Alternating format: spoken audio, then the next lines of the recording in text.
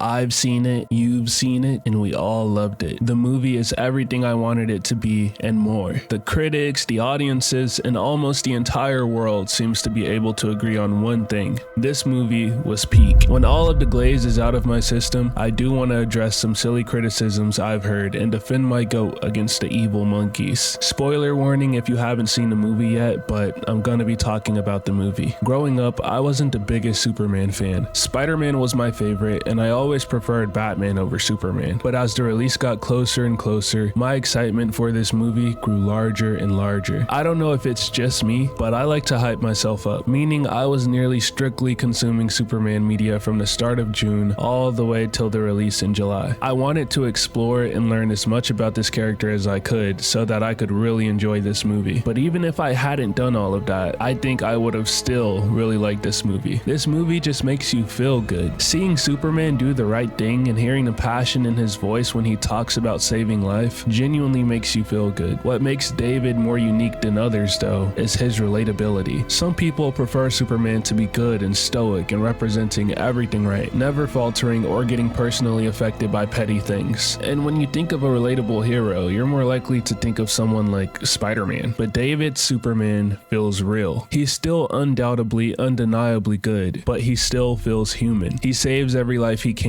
even a squirrel, but still gets annoyed at hate comments. #supercrap. He doesn't have everything figured out, but he still never questions doing the right thing. This movie is a comic book movie in every sense of the word. From the bright colors, to the giant monster, to the pocket universe, to the angry commenter monkeys. I know you've heard this before, but it feels like it's been ripped straight from the page and placed onto the big screen. The action is amazing, and I'm comfortable saying that this Superman is the most creative one we've seen on the big screen in terms of how he uses his abilities. He's spinning like a Beyblade 90% of the time, and that will always be more fun to watch than stiff normal punches. One of my favorite scenes and displays of power in the entire movie is him spinning around and using his heat vision to take out an entire swarm of enemies. Speaking of displays of power, I've seen one too many people calling this version of the character weak, when that couldn't be any further from the truth. With the showings from this movie alone, you could get him above 90% of the other live-action Superman, including Henry Cavill. While weakened from kryptonite and suffering from the effects of kryptonite poisoning, he was able to save himself, Krypto, Metamorpho, and his baby from a black hole with his breath alone. I could say more, but that's not the point of this video. All of the characters are amazing. Lois Lane didn't feel shoehorned in, and neither did Jimmy. They were both very important to the story and a big reason Superman was able to win in the end. Same thing with Krypto. Krypto is important to the story, but doesn't overstay his welcome. I mean literally, because he does leave to go back with Supergirl at the end. Oh yeah, that's right, Supergirl's in the movie, and she looks great. I'm glad she appeared here because with just her few seconds of screen time, I'm already excited to see more of her in Supergirl Woman of Tomorrow. James Gunn did a phenomenal job with the world building. He makes it clear that we're already in a well-established universe so that we could jump straight into the good stuff. We don't have to sit through years worth of setup and origin stories, which I'm very grateful for. The visuals were stunning, and I think the CGI was pretty good. The CGI baby was probably the worst of it, but besides that, everything looked nice. Lex Luthor, the main threat of the movie, the biggest hater we've ever seen on the big screen. From the very beginning of the movie, he's plotting against Superman. I mean, within the first 15 minutes, he's jumping for joy and celebrating his victory over Superman. He quite literally lives for this. He does it for the love of the game. At the end of the movie, the pure hatred that this man had in his eyes for Superman. I knew it from the tears fighting not to leave his eyes when he finally got caught and exposed for all of the dirty things he was doing behind the closet. All of his blame and anger immediately went to Superman. And Superman didn't make it any better by towering over him with a smirk on his face. I would probably hate Superman after that too. Mr. Terrific was pretty damn terrific. The rest of the Justice Gang were good too. Hawkgirl definitely had the least to do of the three, but she was still an enjoyable character. I know some people were hoping that Henry Cavill would be Ultraman, and while that would be cool for him to fill in that role for Ultraman or Bizarro, it was never guaranteed. The fact that some people were upset or disappointed by this just doesn't really make sense. We as the audience know that both of these characters are identical to Superman. It was obvious it'd be David Cornsweet under the mask, and I have to say, he did a pretty swell job at portraying a dangerous, brain-dead clone of Superman. He had the perfect expression to convey what they were trying to get across. He was lost without orders and couldn't really do much thinking by himself. And to touch back on the action, we got some of the most unique fight scenes with this character ever put to the big screen, especially when the engineer attempted to fill his lungs with the nanotech and suffocate him. This scene was off-putting and made me feel weird, which is why I love it so much. Superman's entire face was covered. His humanity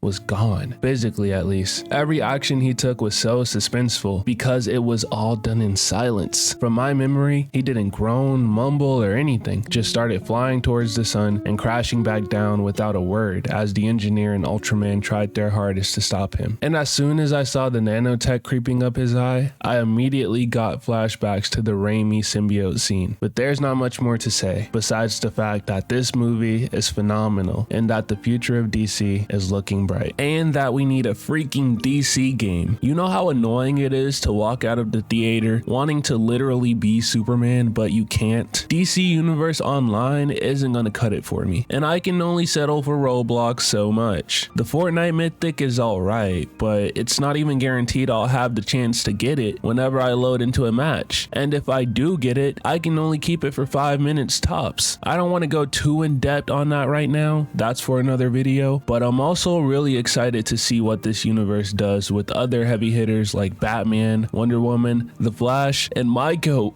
We know him, we love him, Nightwing. And if you know anything about Nightwing, you know that he actually got his name from Superman. Goats inspire goats. David Cornsweet has also stated in an interview that he thinks Superman should play the role of a cool uncle to the Robins, which is just perfect. That'll be interesting to see though, knowing that our Robin of this universe will be Damian. I can't recall many Damian Wayne and Superman interactions, but that's besides the point. Leaving the theater, I was filled with hope. Yes, hope for the many more movies to come, the future of DC in general, but most importantly, a better tomorrow. And that's exactly how Superman should make you feel.